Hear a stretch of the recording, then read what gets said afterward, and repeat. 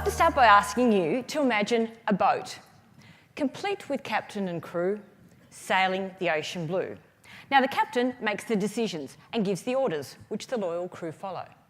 Without a captain, the boat would be directionless. Without a crew, the day-to-day running of the boat would be impossible. Now, what does this have to do with the mind and its potential? Yes, I am at the right conference, so I could see some of you beginning to wonder. Stay with me and you'll see where this metaphor is going.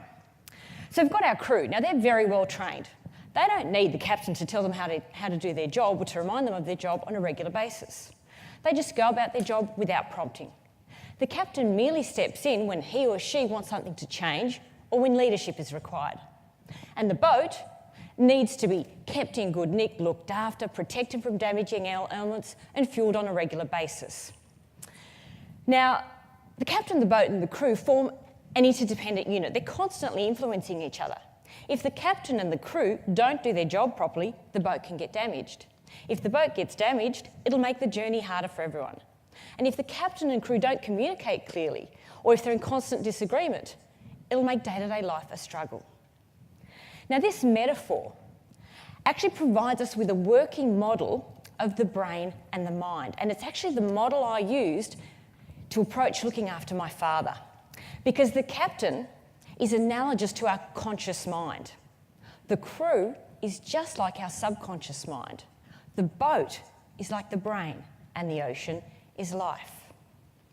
Now, the conscious mind is that thinking part of ourselves. It makes decisions, it sets goals, it interprets experiences. It's also what we recognise as our mind chatter. I'm sure all of you here are familiar with the concept of mind chatter.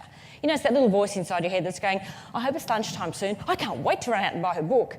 Or, you know, you might be sitting there thinking, I don't have a voice inside my head. Well, that's the voice inside your head.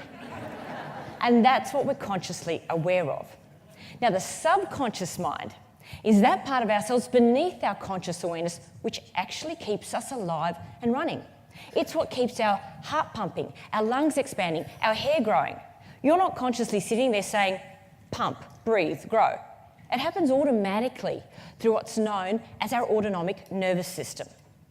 And because, you know, survival is paramount, our subconscious is much more powerful than our conscious. And if there's ever any conflict between our subconscious needs, be they physical, psychological or emotional, or our conscious wants, the subconscious will always win. And that's why sometimes we set a goal, absolutely gung-ho, I'm going to achieve this, but we find ourselves going in the wrong direction anyway. It's because the captain and crew are not on the same page. The subconscious issues haven't been addressed. So it's just sort of giving you a background. And the boat, of course, is the vessel through which the conscious and subconscious mind operate. Now, with that as our context, when my mother died on the 7th of February of lung cancer, 2010, and I became the carer for my then 78-year-old father, who's now 81, I inherited a man with a leaky boat. He'd been diagnosed with vascular dementia several years previously, and his boat had been damaged by decades of smoking, high blood pressure, high cholesterol, and a whole host of other factors. We don't know the definitive cause. We do know that smokers are 70% more likely to get dementia than lifelong non-smokers. We know that high blood pressure in midlife can double the risk of dementia. Same with cholesterol in midlife can double the risk of dementia. But this is not about blame. This is actually about recognising the powerful influence of our lifestyle on the health of our brain and mind and feeling empowered to do something about it. But with Dad, his boat was in grave danger of sinking because he'd just lost his first mate. You know, my mother had been his life partner for more than 40 years, the love of his life. And every day, every single day for the first month after Mum died, our breakfast conversation was Dad saying to me, look, the only way you can help me is to give me enough Valium so that I never wake up again. And every day I'd say to him, okay, but not today. Today we promised Mrs. Turner down the road that we'd clean up her yard and help her rearrange her bookshelves. So I tried to negotiate, you know, just give me one more day of life. And the advantage of dementia is that he couldn't remember we'd had the exact same conversation the day before. Only the woman and the chore were different. We didn't just mindlessly rearrange the same bookshelf day in and day out. We actually did real things for real people. And so I managed to negotiate for him to give me one more day of life every day. And every day I tried to re-engage him, to stimulate him physically, socially and mentally. Because as you heard Michael Gelb say, that is the magic triad, you know, the holy trinity of keeping our brains and minds in optimal health throughout our lives.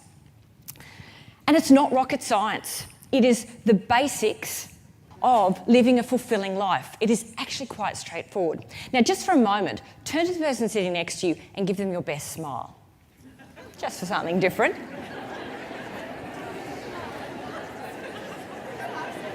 Now, having established immediate rapport, please give each other a genuine, heartfelt compliment. And if you're sitting there thinking, but the person next to me doesn't know me, don't you worry, something positive about you has struck them or they wouldn't be sitting next to you. 10 seconds each, go for it.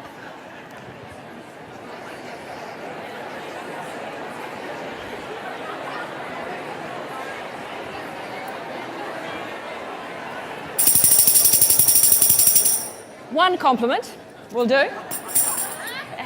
Now, why did I ask you to do that? Because if there's anything I've learnt from my father about how to switch on the mind, it's to keep it in suspense.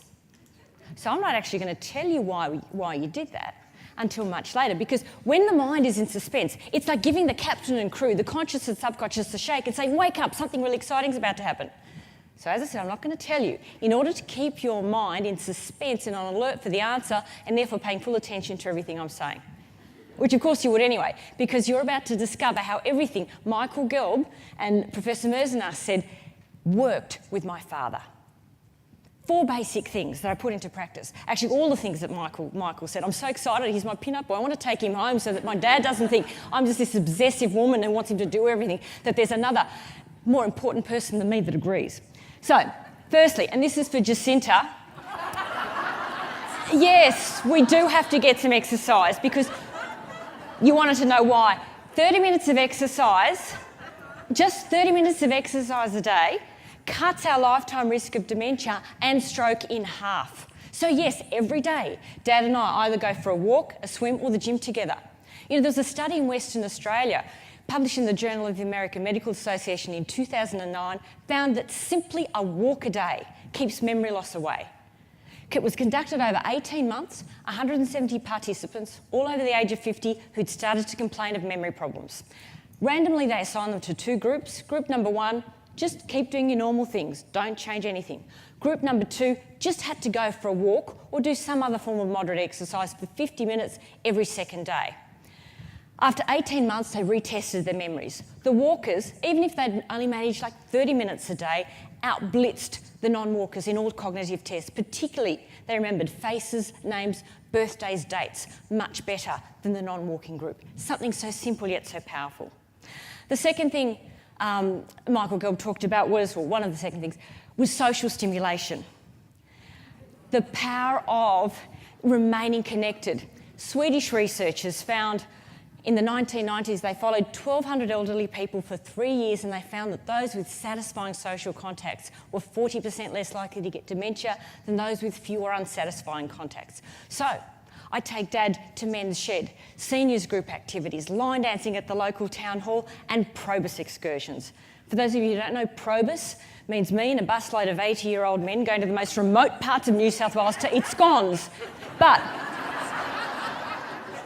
if it's going to patch up the leaks in Dad's brain, I'm there with the lowest GI strawberry jam I can find.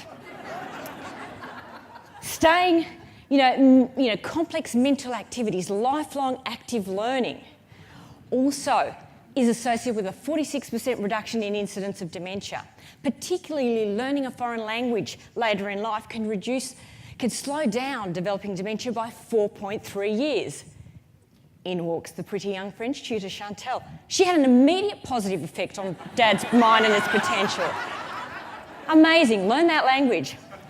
And volunteer activity has also been found to be associated with positive blood flow to the frontal lobe. And this has actually been found to reverse some of the negative effects of ageing on the brain.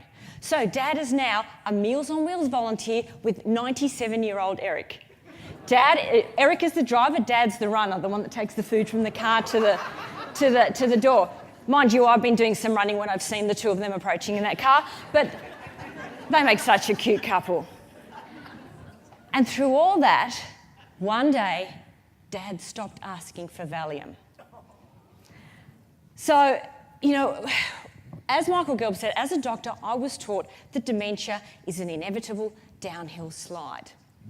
Dementia, by the way, is that umbrella term for progressive loss of cognitive functioning, usually affecting memory, concentration, reasoning ability, and social skills and social interaction. And I was taught that that's all going to get worse.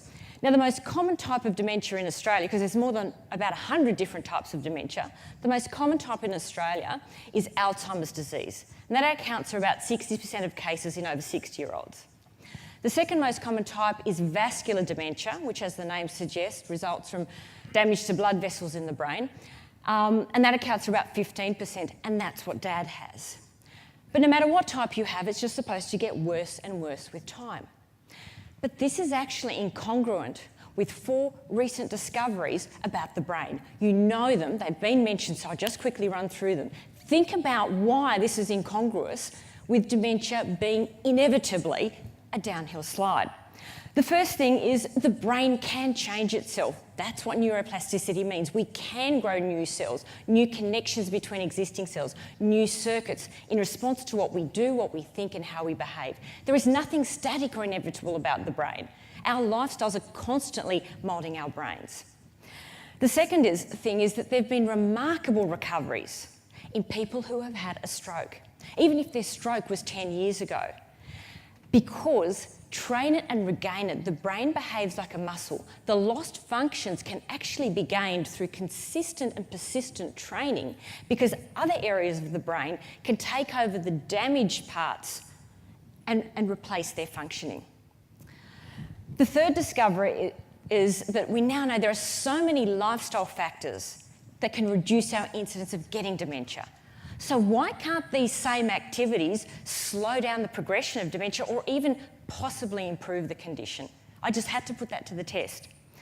And the fourth thing is we've discovered that the brains of wild animals are 15 to 30% larger than the brains of their tame domestic counterparts. Why? What is it about being wild that boosts their brains? And does it apply to humans? Probably not in that case, but in my experience with Dad, yes. See, when the medical profession says something is incurable, there's no cure, it means we don't have an answer yet. It doesn't mean there isn't an answer. Now, Dad still has dementia. Still sometimes on a car trip, he'll ask me 20 times, "Where are we going? Hey, where are we going? Where are we going?"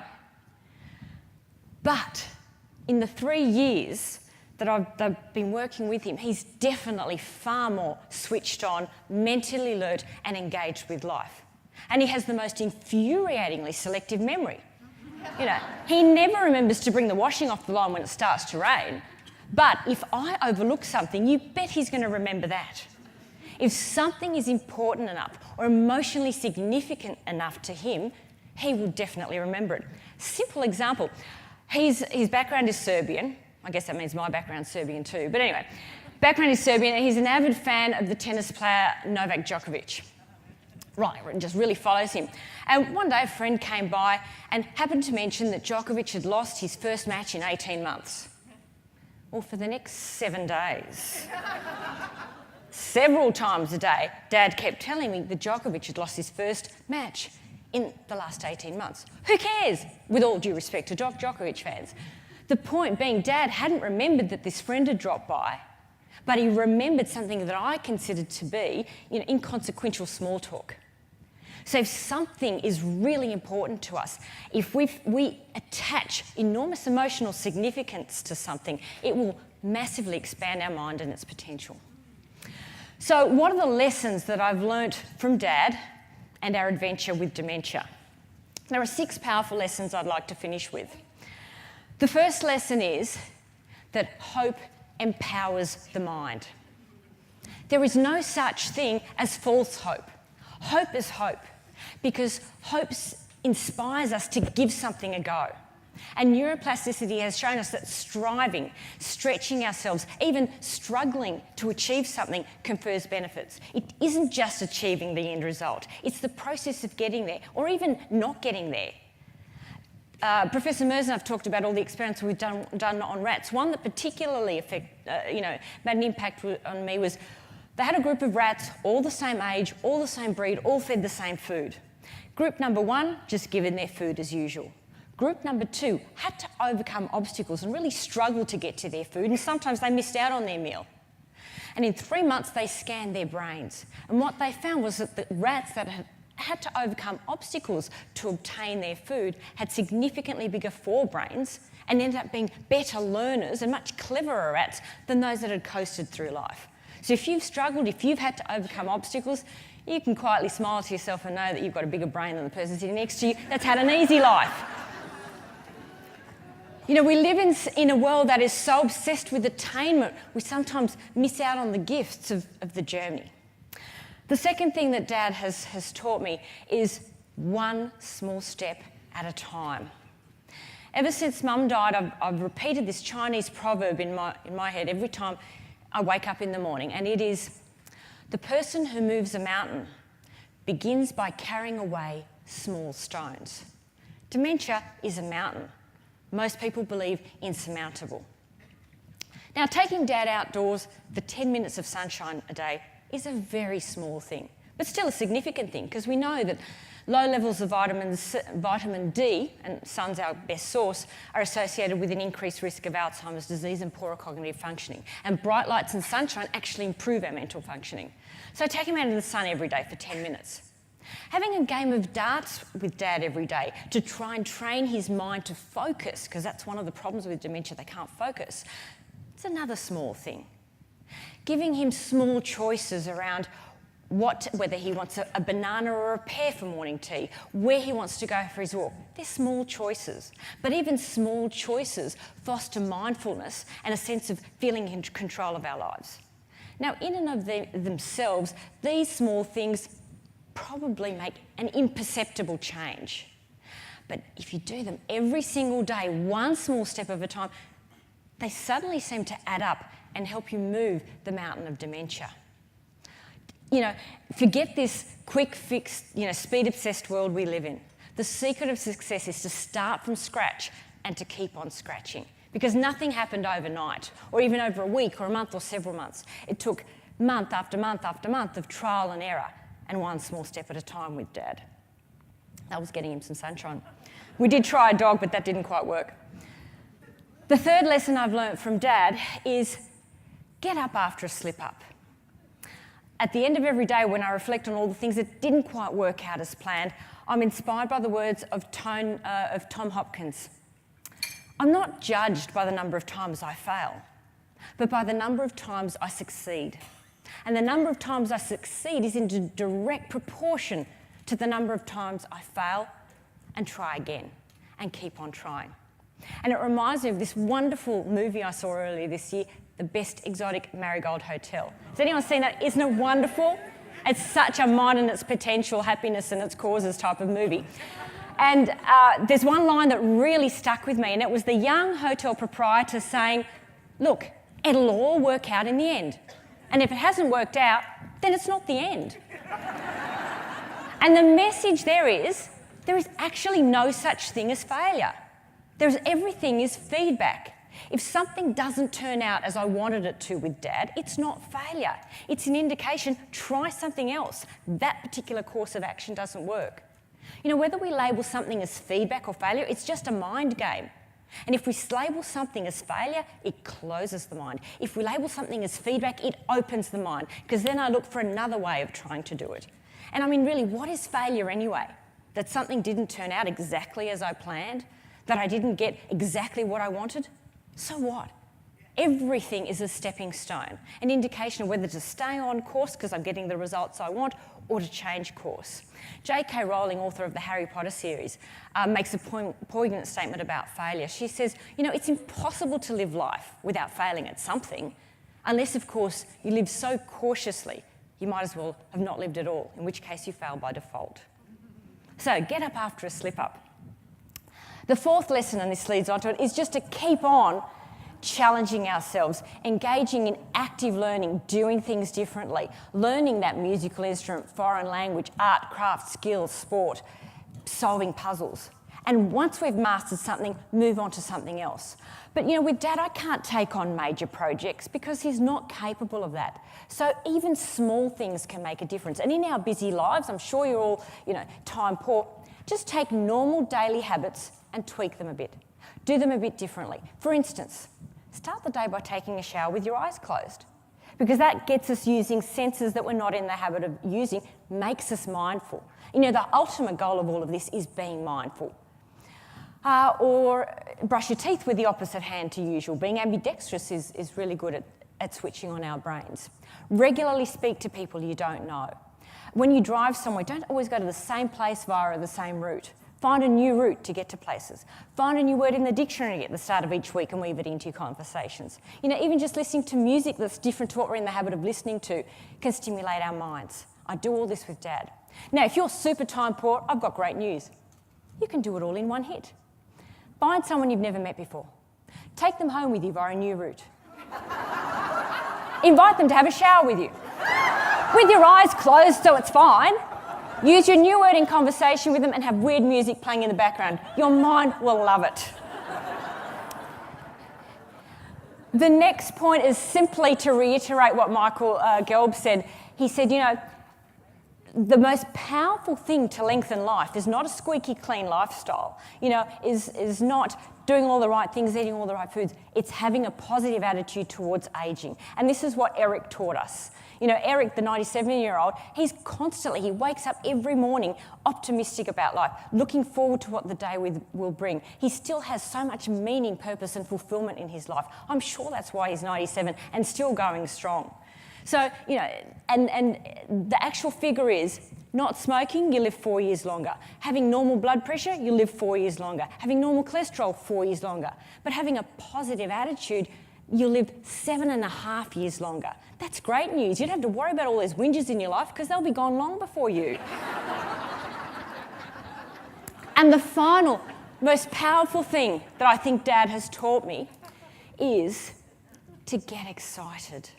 Do things you love, do things you're passionate about, do things that really fire you up. Because I can quote Michael Merzenov, Professor Ramachandran, Michael Gelb, all I like about why Dad needs to exercise and why Dad needs to keep socially active and why Dad needs to keep learning new things, but he ain't going to do it unless it actually excites him. And it was only when I said to him, okay, I give up. You're not motivated to do anything. You've got to initiate it from now on. It was only when he said to me, I'd really like to see my cousin in Serbia one more time before I died. Well, then I linked everything to visiting cousin in Serbia. I can't get you on a plane unless you're physically fit. We've got to sit there for 24 hours, you'll get a DVT. You're out there for a walk. He's out there for a walk. If I can link it to what excites him, he'll do it. Because excitement is synonymous with motivation. When we're excited about something, we're naturally switched on, focused, firing. Our mind is sharpest and at its best. And excitement isn't just a feeling. It actually changes our brain chemistry. When we're excited about something, we release acetylcholine and dopamine. And these are two powerful neurotransmitters which, number one, help us focus, and number two, they actually help consolidate the changes we make in our brains whenever we learn a new skill. So excitement is like the cement of neuroplasticity. And that is why you paid each other a compliment. Because when the brain receives a compliment, it receives a dopamine hit. So you couldn't help but stay switched on and focused and retain everything I'm saying. Because you're working under the influence of your own brain chemistry. So our adventure with dementia reminds me of the words of Bernice Johnson Reagan, that life's challenges are not meant to paralyse us. They're meant to help us discover who we really are. And I'd like to leave you to reflect on a poem by Michael Leunig, which sums up my experience. And aptly, it's called Tiny Boat. And it goes like this. God bless this tiny little boat, and me, who travels in it. It stays afloat for years and years, then sinks within a minute. And so the soul in which we sail, unknown by years of thinking, is deeply felt and understood the moment that it's sinking. So the message, I believe, from all the speakers that I've heard this morning is that we are not passive victims of our genes. You know, we are all born with a far more capable and adaptable brain and opportunistic mind than we ever imagined. Our moment-by-moment choices shape our mind and its potential.